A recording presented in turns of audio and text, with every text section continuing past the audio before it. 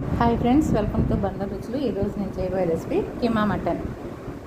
దీనికి ముందుగా ప్యాన్ పెట్టుకొని దానిలో 2 టేబుల్ స్పూన్ల ఆయిల్ పోసానండి. ఆయిల్ హీట్ ఉందా లేదా అని ఒకసారి చెక్ చేసుకున్నాను. ఇంకా హీట్ ఎక్కలేదు. మళ్ళీ ఒకసారి చెక్ చేసుకుంటాను.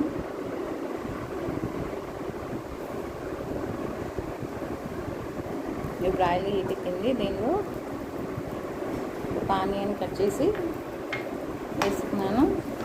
ఇప్పుడు ఆనియన్ మొత్తం బ్రౌన్ కలర్లో వేగేదాకా కాస్త అటు ఇటు ఫ్రై చేసుకుంటానే ఉంటున్నాను.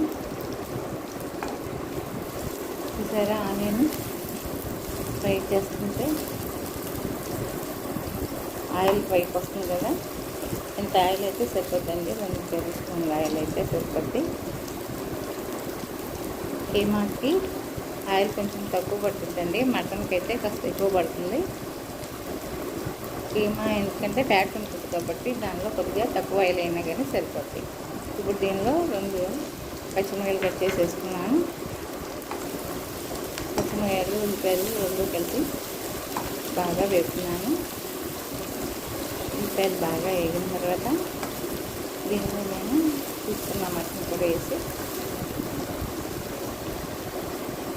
ఫ్రై చేస్తాను. ఉల్లిపాయ బ్రౌన్ కలర్ వచ్చింది కదండి. ఇప్పుడు దీనిలో నేను కీమా వేసాను. ఇది మొత్తం మిక్స్ చేస్తున్నాను. ఆనియన్ అంతా కీమాలో కలిసేలాగా మొత్తం అంతా కలుపుకుంటున్నాను.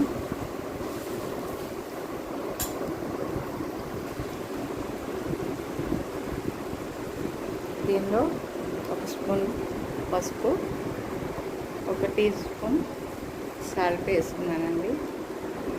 ఇప్పుడు దీనిలో మొత్తం అంతా నీళ్ళు ఎగిరే వరకు దీన్ని ఇలా కలుపుకుంటే లోపల ఉన్న నీళ్ళు మొత్తం ఎగిరిపోతాయండి. పసుపు వేస్తే, కొంచెం సాల్ట్ వేస్తే లోపల ఉన్న నీళ్ళు కూడా పోతాయి, ఎగిరిపోతే అప్పుడు నీసు వాసన పోద్ది. అందుకే ఫస్ట్ దీనిలో కొంచెం పసుపు, కొద్దిగా ఉప్పు వేసి, మటన్ అయినా సరే, కీమా అయినా ఏదైనా సరే, ఇలాగా చికెన్ అయినా సరే ఫస్ట్ సాల్ట్, పసుపు వేసి ఒకసారి కలిపేసి ఇప్పుడు దీనిపైన లిడ్ పెట్టాను.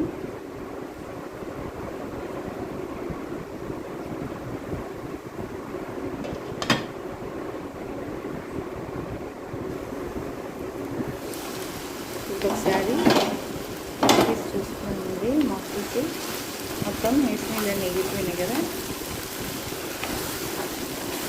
అది ఇప్పుడు మనకి నీసు వాసన అంతా పోయింది. ఇప్పుడు దీనిలో నేను 2 టేబుల్ స్పూన్ల కారం వేసాను. దీనిలో కొద్దిగా అల్లం వెల్లుల్లి పేస్ట్ కూడా వేసుకున్నాను.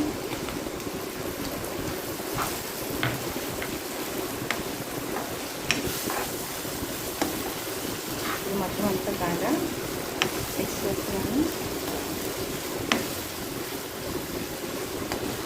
కారం, మసాలా మొత్తం కీమాకి బాగా పట్టించి ఆ తర్వాత దేని మీద మళ్ళీ ఒక 2 నిమిషాలు మూత పెట్టి కాస్త మసాలా వాసన పోయేదాకా మళ్ళీ ఒకసారి దీని మీద మూత పెడతాను.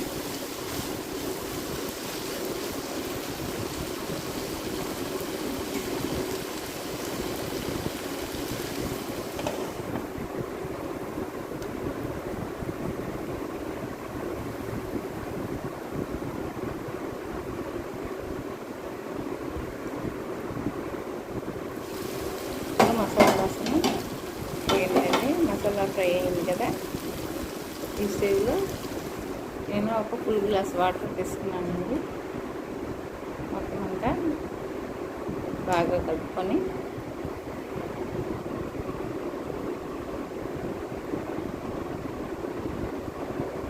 ఇప్పుడు మూత పెట్టుకుంటాను.